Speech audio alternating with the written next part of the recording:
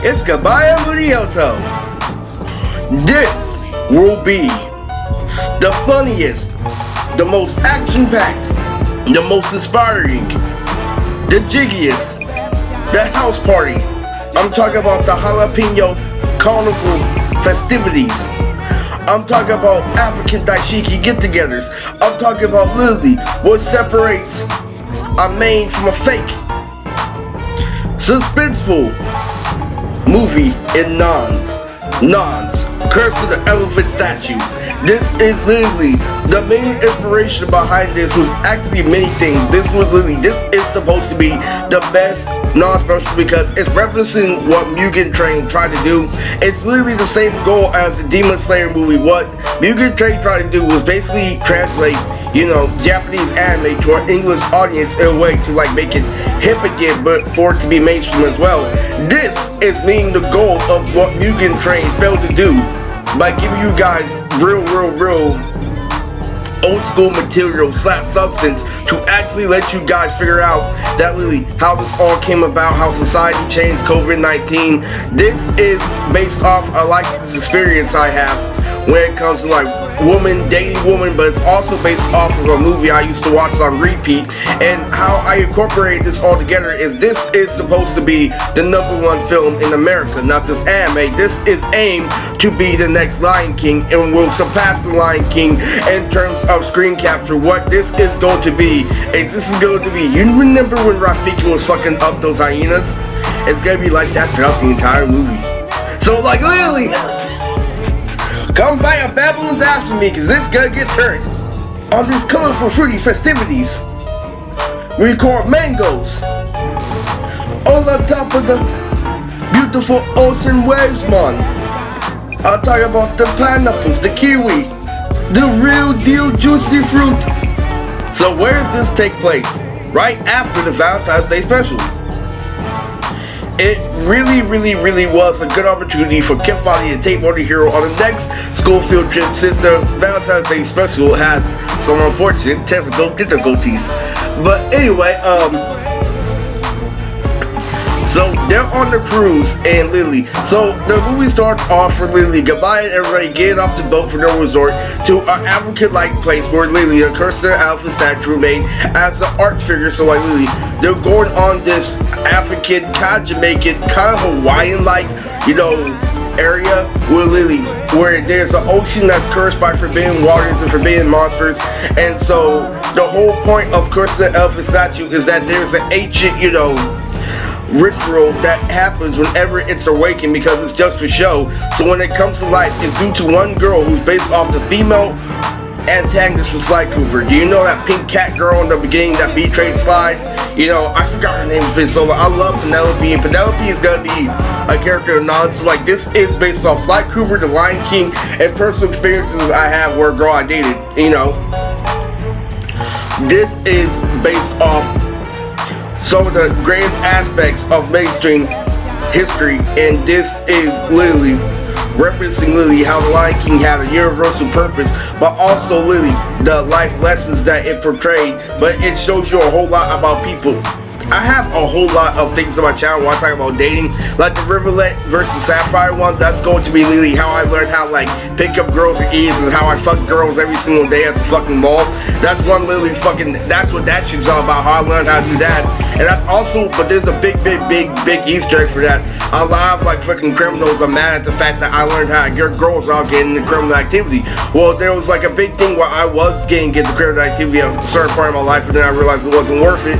And with the freedom I had, but with the knowledge and swagger I had, it made a whole lot of people pissed off. And that's another reason why that is what you can do with freedom and stuff like that. But what comes with that also, so there's a catch-22 that comes with that, because it's never gonna be that easy. It's never going to be that easy. So that's a good thing. But the meaning behind this is because what ends up happening is there's this girl who protects the elephant statue called Militia.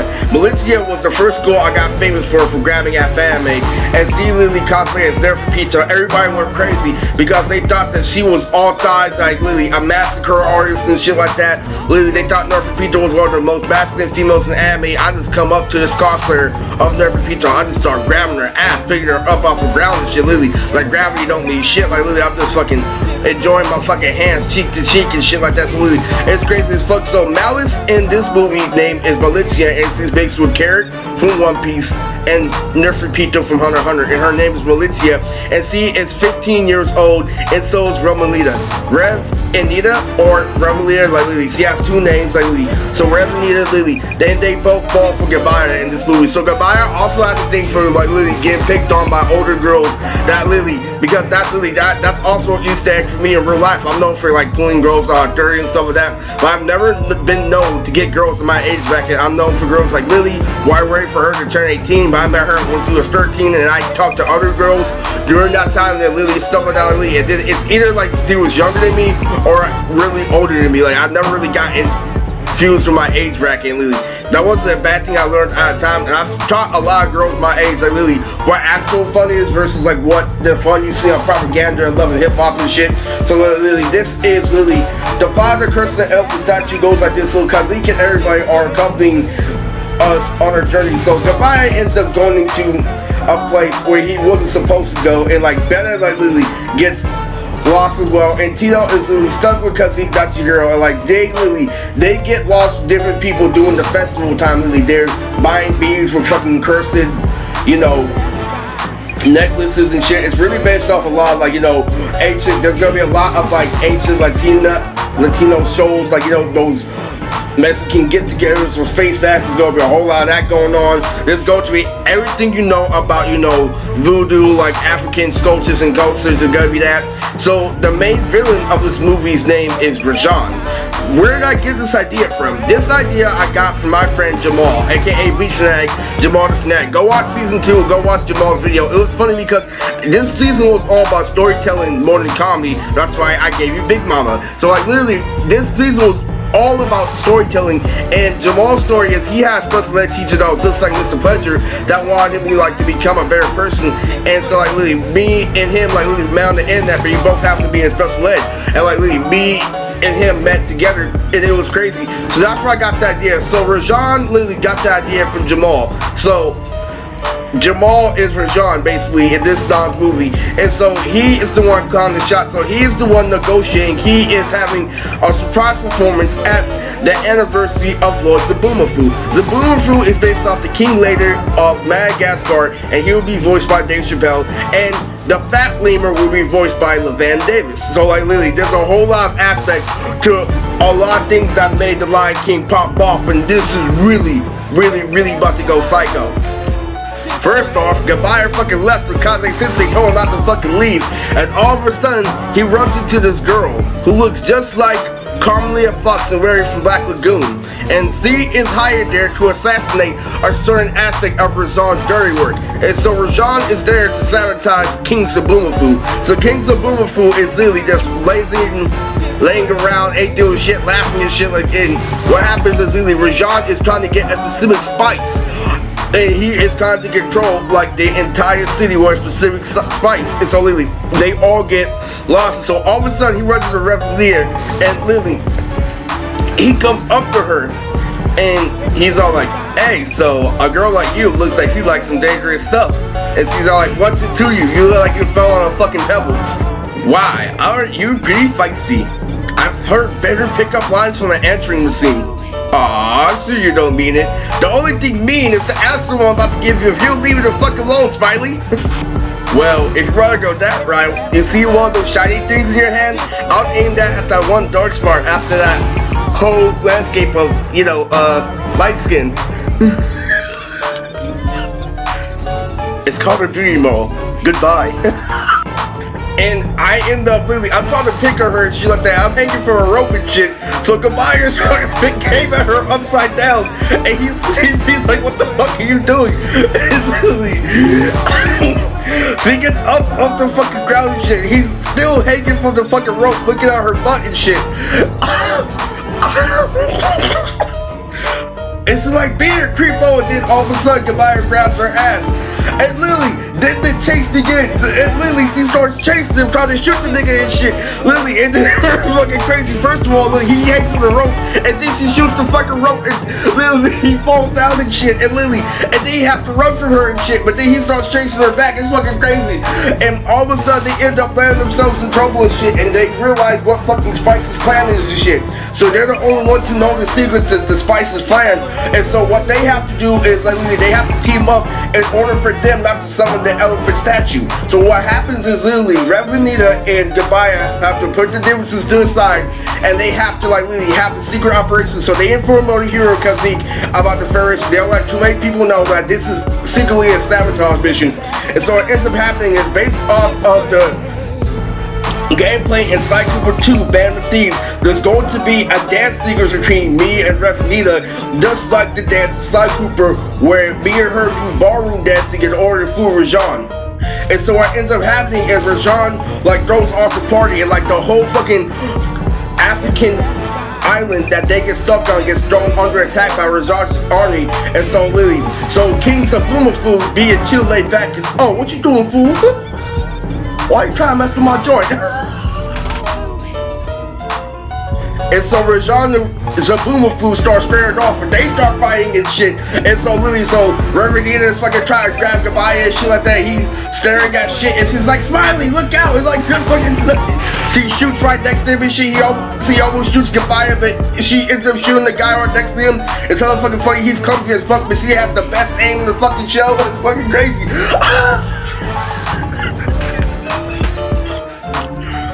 So what happens is literally they start fighting out. So Zabumafu is pretty strong, so he holds the fort down for Kazik, Dr. Hero, and everybody else. And so what ends up happening is there's this girl named Jiro Goku who is on the island who figures out better. So they're all like literally sent by different regions.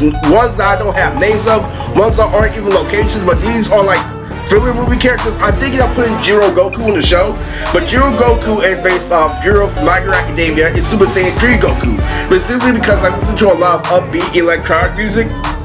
So this is based off the electronic music.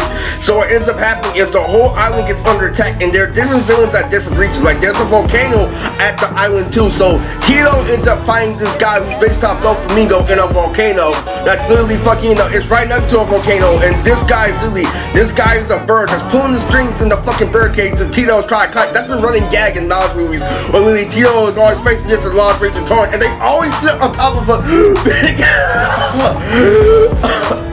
they always sit on top of the fucking ceiling and shit. Like they all fucking fly. They wait for Tito to get up there every single fucking time, and it's just so funny. So Tito ends up fighting a guy who's based off Doflamingo, and on the outside they have to guard the city for not being attacked by the vicious water raids of this vicious mermaid that's about to fight Better. So Better needs help because Better, one of his characteristics is he doesn't just skateboard, he can surfboard too. So Better is surfboarding in Curse the Elephant statue, and he's getting help from Jiro Goku, and so she's guiding Better with her electrical music power to literally help Better defeat the mermaid. So like that is Nonz, the Curse of the Elephant statue. And so later on, like literally, so Revanita is going to need help by these 10 royal guards that are based off the penguins from Madagascar, and they're all like, it's all good, my lady, we won't let you step one foot out of line. If you do, my comrades will be there in an instant. And literally, and so Revanita is like, just hurry up so I can get you and Smiley out my hair. This is the most balanced one out of all of them. And then Morihiro ends up finding a scar imitation that has a crystal gem in his forehead. So like literally, so Morihiro ends up finding a scar imitation. It's a really, really good movie because there's a whole lot of like not just strategy. It has everything, that the Final Fantasy special had, but and more, universal backlight, a lot of references there. And then Fashionobu will finally summon her range of monkey butterflies. They're literally fucking big ass buff monkeys that are attached to butterflies. That's her secret ability. And so because she's a part of the same race as Barhawk, so there's a lot of shit that ties into that. There's going to be an underground army too. There's going to be a split fight between this girl. Her name is Nala. Nala is a pink panther. That's literally a pink lion. That's based off Nala from the Lion King, but it's also based off of Clark Ort's secret agent that literally double team Sly, like Snake Sly and Sly 2 Band of Thieves. So it's going to be Malicia versus this pink cougar like looking figure that literally this pink girl from fucking Sly Cooper, like literally Nayla and stuff like that. So Malicia and Nayla are going to face off like literally. So it's Malicia is trying to save the foundation of the Crystal Elephant statue, and Nala is trying to use the Crystal Elephant statue's power for her own selfish needs. So like literally Malicia is fighting over land, so she's trying to protect Gabaya because she's older than Gabaya, and she ends up falling in love with him because of his childish attitude, and so is Revelia. So like literally it's going to be a whole lot. So shipping is a thing in Nonz. So freaking, and Capani is also got thrown out. So Lasagna is gonna be there. So Lasagna is like, oh my god, you guys finally arrived. And so much shit is going down, and she's throwing her shit out. All the people are already aware of the fucking island. So this is going to be the best Nonz movie thus far. And this is Crystal Elephant statue.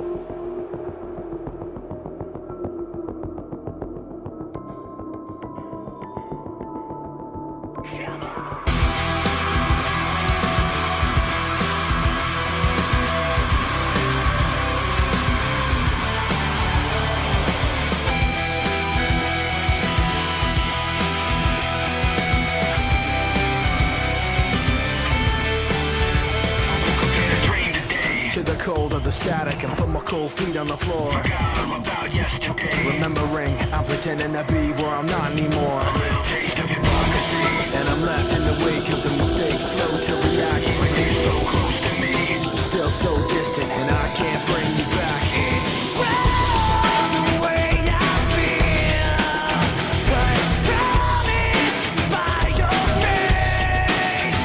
The sounds of your voice reaching out my memories, even if you don't know me. I'm with you. Now I see, keeping everything inside. With you. Now I see, even when I close my eyes. With you. Now I see, keeping everything inside. With you. Now I see, even when I close my eyes. And we fall to the floor, the rest of the day stand still. But when things go wrong, I pretend the past isn't real. And I'm left in the wake of the mistakes, slow to react. You're still so distant, and I can't bring you back.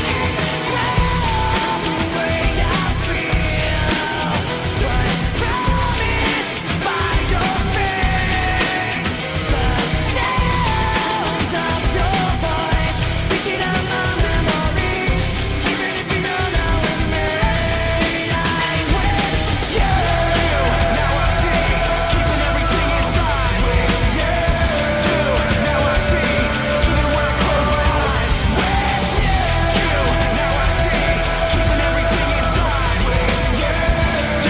Now I see, even when I close my eyes. I won't let you control my fate while I'm holding the weight of the world on my conscience. I won't just sit here and wait while you weigh your options. You're making a fool of me. Didn't dare try to say that you don't